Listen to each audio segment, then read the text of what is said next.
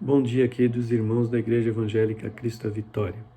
É bom estarmos mais uma vez, num domingo, podendo escutar a palavra do Senhor, nos alimentarmos e adorarmos ao Senhor.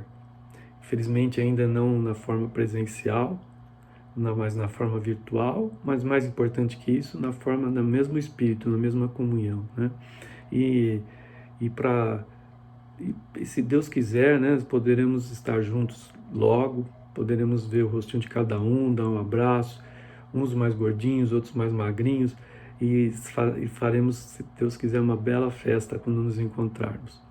Mas a festa, com Jesus é em todo lugar, e continua, E, e a gente, que hoje que Deus possa falar o que Ele tem que falar, que a gente possa entender o que tem que entender, que o diabo não possa atrapalhar a palavra do Senhor, não venha, sabe, às vezes existe obstáculos, mas Deus vai tirar todos e nós vamos poder estar prontos para receber a palavra do Senhor. Em falar em estar pronto, eu gostaria de deixar a palavra, porque é isso mesmo. Hoje a palavra é para ver se a gente está pronto para receber e para entender aquilo que Deus quer da nossa vida. Lá em Atos 10:33 fala: portanto, sem demora, mandei chamar-te e fizeste bem em vir.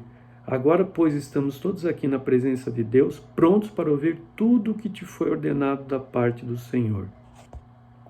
Então aqui é Cornélio comentando isso, essa palavra com Pedro. Cornélio tinha escutado falar da palavra do Senhor, mas ele queria saber muito mais. Ele estava ardente pela palavra do Senhor. E ele era uma pessoa não judia. E Pedro, nessa época, ele ainda relutava em pouco em falar a palavra de Jesus para os não judeus. Então Deus mandou uma visão para Cornélio e uma visão para Pedro. Para Cornélio, mostrando onde ele poderia achar um homem que pudesse falar da palavra dele, trazer o conhecimento, e para Pedro entender que aquela palavra tinha que ser dada aos gentios também. Não era só para os judeus. Então você vê como que Deus é tão bom, Ele deu uma visão para uma pessoa que nem convertida era ainda. Cornélio teve a visão antes de ser convertido. E já sabia que Pedro ia relutar em entender aquilo, e Deus já deu a visão para Pedro também. Então, quando Cornélio teve a visão e mandou chamar Pedro para falar, quando Pedro recebeu as pessoas que vieram convidá-lo, Deus já tinha avisado ele. Olha que coisa maravilhosa. Deus dá dom para as pessoas, Deus dá dom e fala através da palavra, da leitura, fala através de sonhos, fala através de visões. Então, Deus fala de várias formas. E muitas vezes Ele está falando e a gente não está entendendo, a gente às vezes não está pronto para receber aquilo que Deus quer. E às vezes a gente até entende que às vezes Deus, e a gente não consegue interpretar o que fazer com aquela palavra. Primeiro, então, o que temos que entender é que a gente tem que estar preparado espiritualmente para receber. Se a gente não estiver pronto espiritualmente, a gente não vai, ou às vezes até a gente recebe e a gente não consegue completar, executar. A gente tem que estar, sabe, é uma comunhão, a mente tem que estar preparada. Você tem que meditar no Senhor de noite para você estar sempre pronto para entender melhor as coisas. Não é que você tem que ficar de joelho o dia inteiro, você tem que estar orando o dia inteiro, você tem que estar lendo a palavra o dia inteiro. Mas tudo que acontece à sua volta, você observando, você ligando isso com o que você aprendeu na palavra, você vai vendo que a mão de Deus aparece toda hora, e Deus vai te aumentando a sabedoria, vai te dando a interpretação daquilo que tem que ser necessário. Eu gostaria de comentar aqui também sobre essa questão dos dons e de estar preparado. Pedro achou que estava preparado, para o Senhor, que podia fazer o que fosse, até que ele negou a Cristo 3 vezes. Ele viu que ainda não estava preparado, que ainda ele tinha que ser mais, que tinha que estar mais amadurecido ainda para receber mais do Senhor. Ele já trabalhava para o Senhor, também muitas vezes nós já trabalhamos para o Senhor, mas ainda a gente não recebe uma responsabilidade maior porque a gente não está preparado.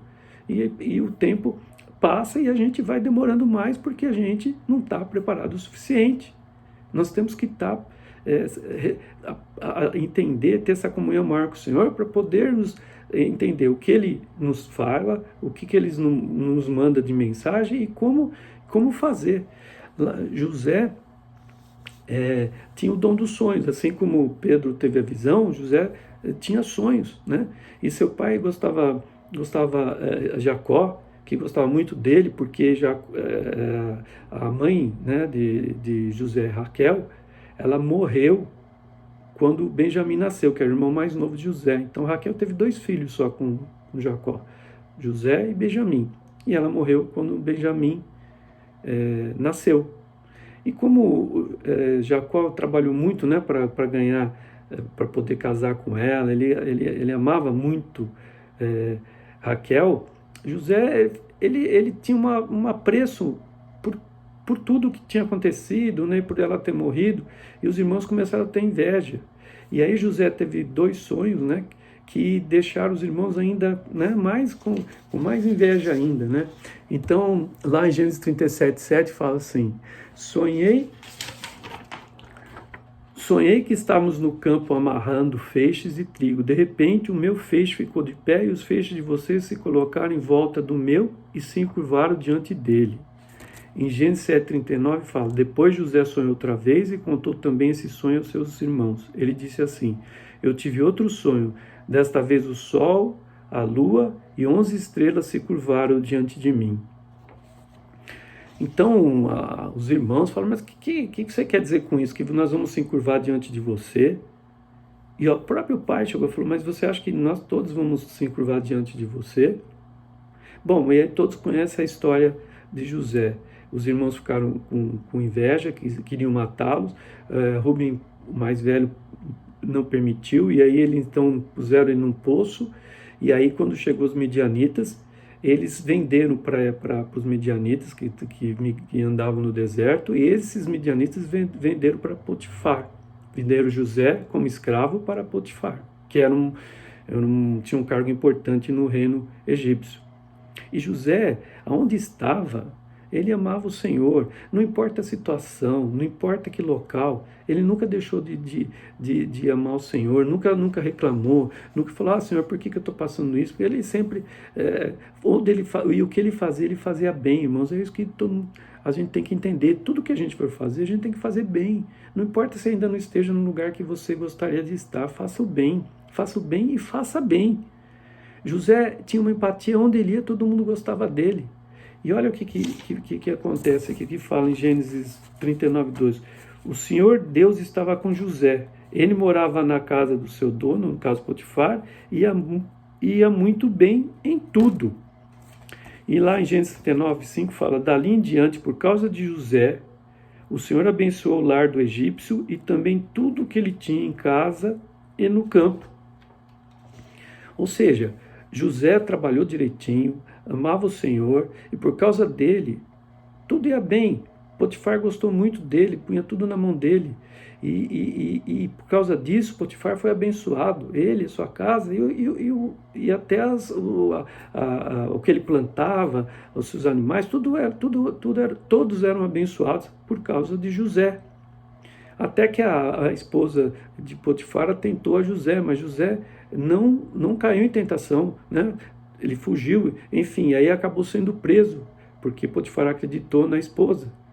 E aí José foi para a cadeia. E o que aconteceu na cadeia? Lá em Gênesis 39:21 fala: Mas o Senhor estava com ele e o abençoou, de modo que ele conquistou a simpatia do carcereiro. Estava na cadeia.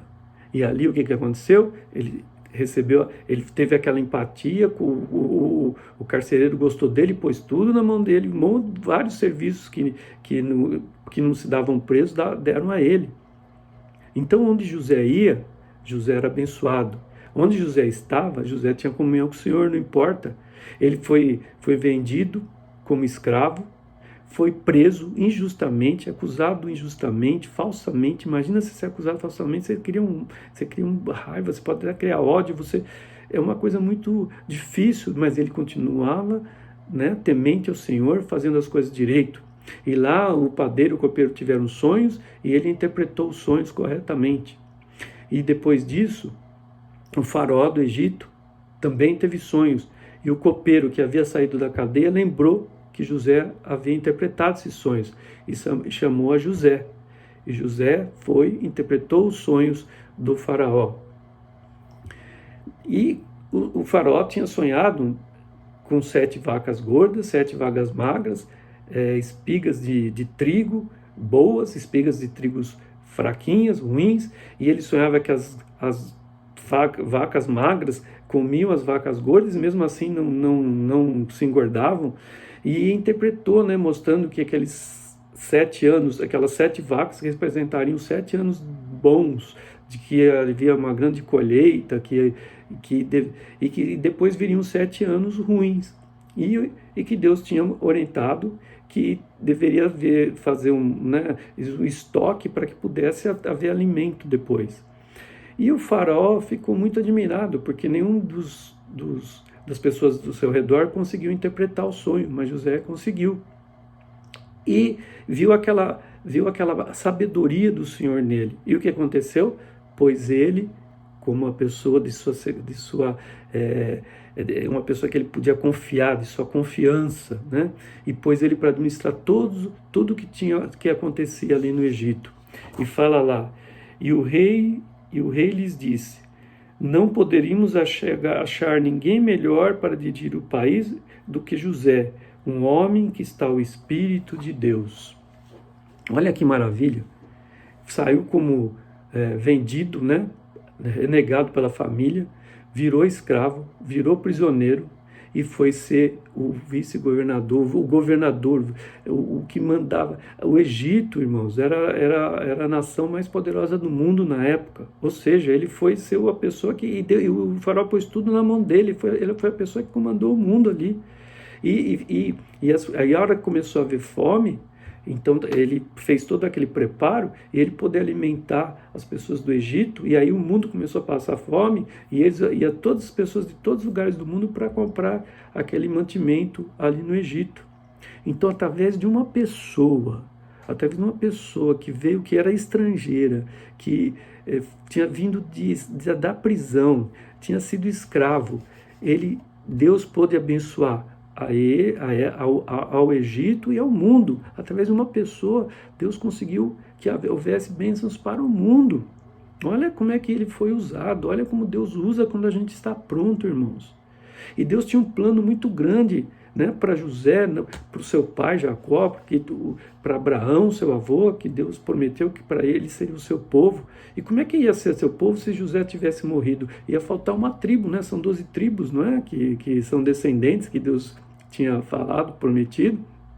E dessas 12 tribos, José foi abençoado tão grandemente que seus filhos Manassés e Efraim tiveram porção na terra, ou seja, José teve porção dobrada. Por quê?